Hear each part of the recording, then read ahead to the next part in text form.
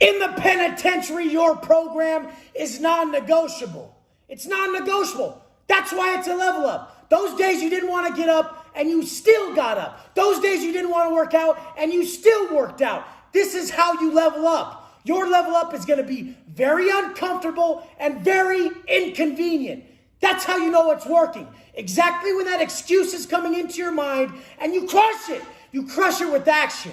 In this life, work is not a man's punishment as much as you bitches think it is. You fucking bitches are thinking that work is some type of punishment. Work is a man's gift, it's his reward, and it's his sense of strength. He builds everything he's supposed to be with that work. It instills the work. I don't even fucking understand a man who wants to kick his feet up and be a fucking pleasure-seeking motherfucker living that fake-ass life. I always ask those guys, that right there, you, where you're at, is that a man? And they always got all these excuses. They're always using societal standards to placate their agenda of pleasure-seeking. Oh, it's not all about looks. It's not, is it really not? Does your chick really like the dad bod? Are you really satisfied with that pot-bellied pig look you're running with? It's some fucking small adjustments to your life. Your life is not food, motherfucker. Your life is not sitting on your fucking ass, motherfucker. When you want to really feel what a man should be, you go work for that shit. In the penitentiary, it's non-negotiable. And in my program, my clients got the best results in the game because they're attaching it to deeper core values. They've realized that this personal development they're gaining in the fitness, training, nutrition, and mindset department is applicable across the board. They're starting to see it. They're starting to see that if they're okay with getting up early every day, they start to enjoy it. If they're okay with working harder and harder each day, they start to enjoy it. Now, if they apply that to some job and they don't have the self-talk of that bitch who's consistently talking himself out of what's best for him, why does everybody create scenarios in their head that talks themselves out of what's best for them? Why the fuck is that happening? Why are people running rampant with these scenarios that don't suit the outcome they want? They do it in the pen too. And just because I talk about the pen doesn't mean all dudes in the pen are jacked and run a dope-ass program. A lot of dudes run a dope program, shooting dope, eating fucking Twinkies, and doing the least amount of burpees they possibly can. But we know that success, true success, is a byproduct of personal development. Success is something we attract by the person we've become. I hire for attitude and train for skill. If someone gets on the line and they're already defeating themselves with 100 different fucking excuses of why they can't do and be something, it's going to be a lot harder to get that person there than the person that comes on with the attitude of, I got this, let's go, tell me what to do. You really fucking believe if you eat specific macronutrients in a goal-specific manner and then work out every day, you won't be able to shed fat and build muscle? And that's just the start. Those attributes that you gain by building the physique you like is what you apply to everything. Now you're just a man of action. Now you can't be stopped. Now you love it. Now you love the work. Now you love the drive. Now you're tapped into your conscience. Now every time you try to sleep in, you know you're better. You don't negotiate. You know you're worth more. When we fully tap into our conscience and we live in a conscience congruent manner, anything can be done. Anything can be created.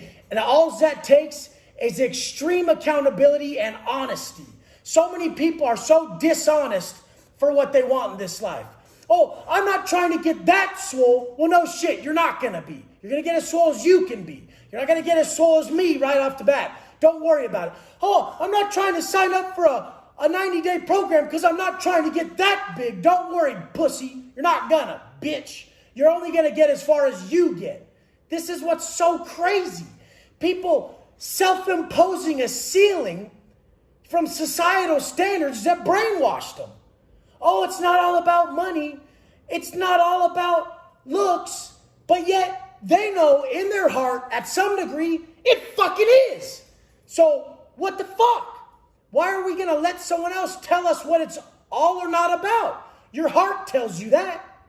The biggest problem motherfuckers cause themselves throughout this life is trying to convince their mind of something their heart knows is a lie. I know I would be lying if I said I didn't feel like a bitch walking around with tits and a gut. I would feel like shit. I'm honest enough to change it. Are you honest enough to step the fuck up and change it? I was honored that I had to start this off with the drug use, the violence, and all the other fucking vices I had that were just running a fucking train on my life. I got in that accountability mirror and I just said, Wes, you're a fucking bitch. That's why I teach in this manner. Everybody wants to be spoken to in some high-level intellect that makes them feel smart so that they bridge this gateway and fucking have this massive breakthrough. How about the breakthrough is, I'm going to teach you these macros.